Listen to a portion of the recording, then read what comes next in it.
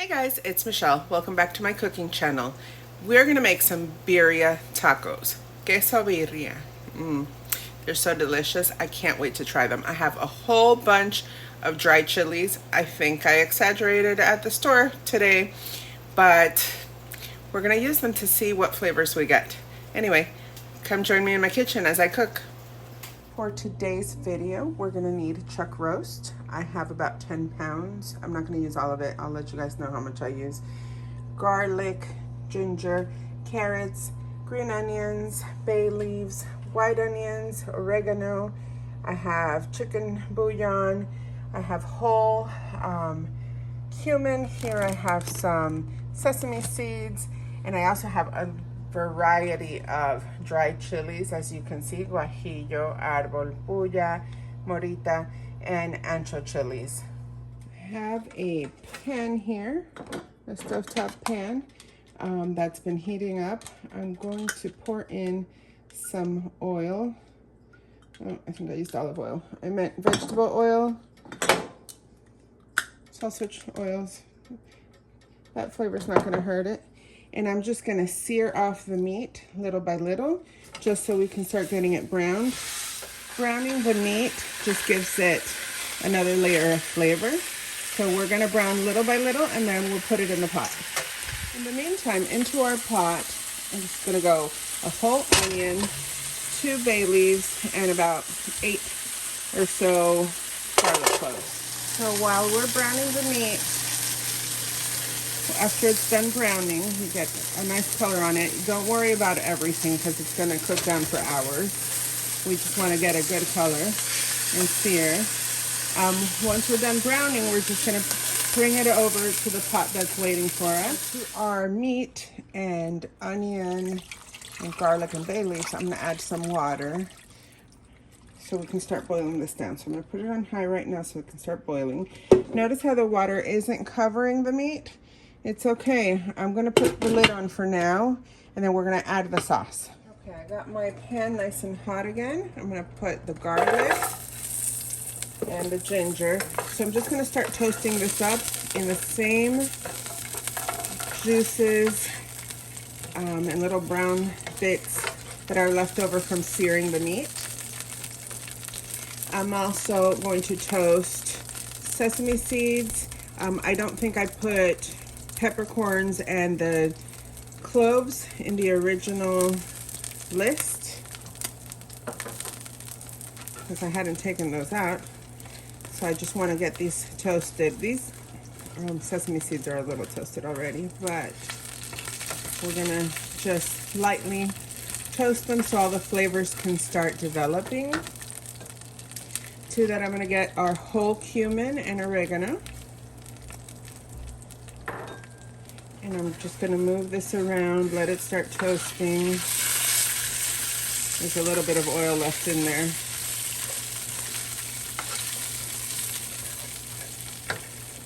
I'm going to add our bay leaves.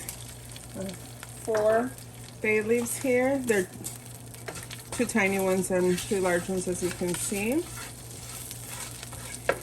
I'm also going to add all the dry peppers that we mainly deseeded and destemmed, and just get them moving around in there. You don't want to burn anything, so it's not too high, but you want it to start getting nice and like just hot. And then to this, I'm going to add, I wasn't going to put tomatoes, but I have 2 ripe tomatoes that I need to use. 2 tomatoes and 2 of the carrots that I've cut up and peeled and cut up, I should say. I'm gonna add some water in a little bit. You hear the spices popping, those sesame seeds toasting, they pop a little bit. This house smells delicious with all of this in here. Now that it's been cooking down a little bit, it's nice and toasted, I'm gonna add water. Now that it's boiling, I'm going to add a teaspoon of salt and a tablespoon of chicken bouillon.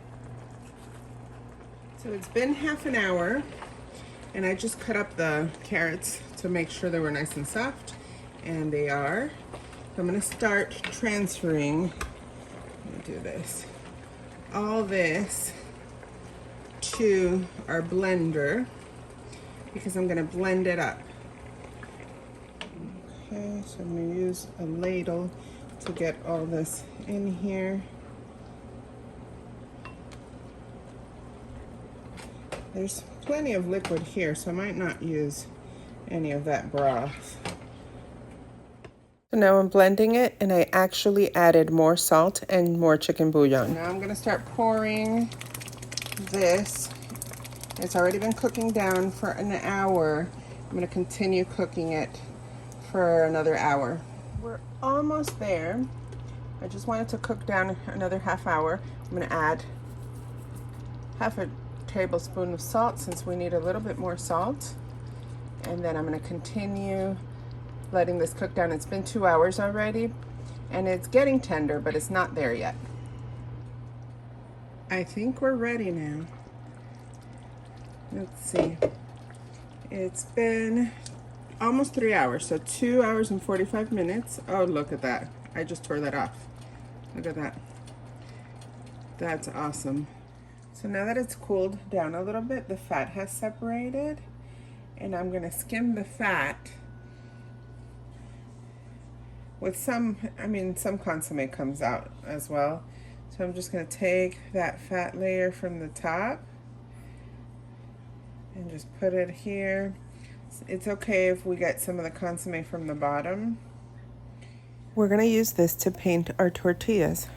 We could have strained the peppers after I blended everything. I could have strained it. A lot of people do. Some people don't.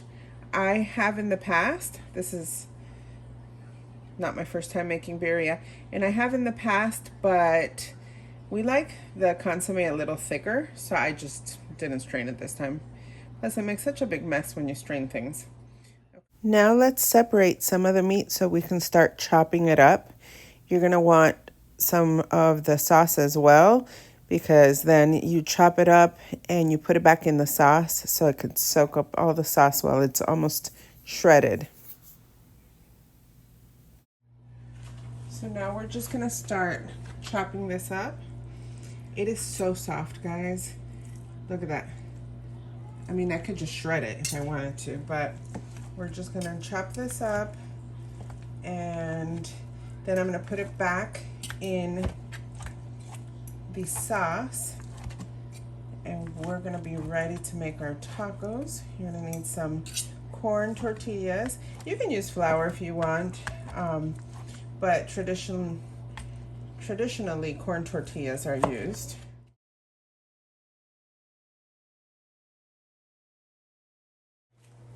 I had to try one out before since these tortillas are all breaking up.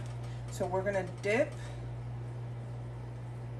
the tortilla in the oil. So then we're gonna get the birria, and this is the shredded and chopped up birria, and oh, that's a lot. And we're gonna put some on there. Maybe not that much. Let me move things around a little bit. Hot. And then we're gonna put, where's my cheese? Cheese on it. Some people put the onions and the cilantro now, so I'm just gonna do that now. Other people wait until it's finished and then they crack it open and do this afterwards. Listen, I'm already making a mess, I feel. So let's do it this way and make it easier on ourselves. So as you can see, it's kind of overfilled, but that's okay. You just hold it together, lose all your fillings, shove them back in there, and then just hold it down a little bit so it can keep its shape. And once this side is toasted, then we're gonna flip it. So while that one is crisping up, I'm gonna start another one maybe with not as much filling. a little bit better. Some cheese. You have to have a lot of cheese though, because how is it going to stick together? And then onions. And then some cilantro. And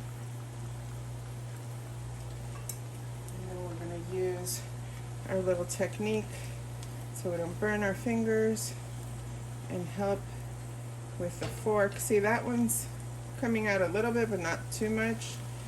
And then we'll just press it down. There we go. That was easier. So don't overfill the tacos like this one. But that one's going to be mine, so it's all right. When it's done, right now the heat is at a medium heat. So I'm going to attempt to flip this without losing too much of what's going on inside. There we go. That's not that bad. I'll just put it back in there when I'm serving it. And I just want, you don't want like a super crispy taco, but you also don't want it to be soggy, so we're gonna leave this so it can crisp up a little bit.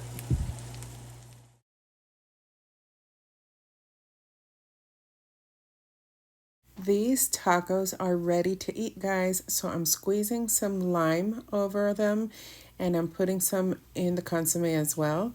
I'm going to start by dipping my taco in the consomme to get all those juices in there, and now I'm going to taste it. Okay, now that I've dunked it and put lime on it, I'm going to taste it.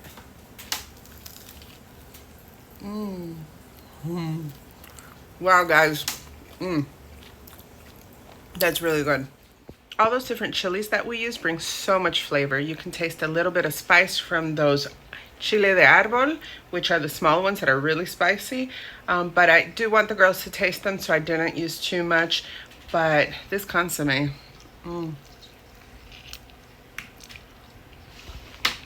it's really good. Anyway, guys, I'm going to finish these up because they're so delicious. And I'll think of something else to make next week. If you liked this video, go ahead and hit like down below. And don't forget to subscribe for more recipes and share with everyone you know, okay? Bon appetit!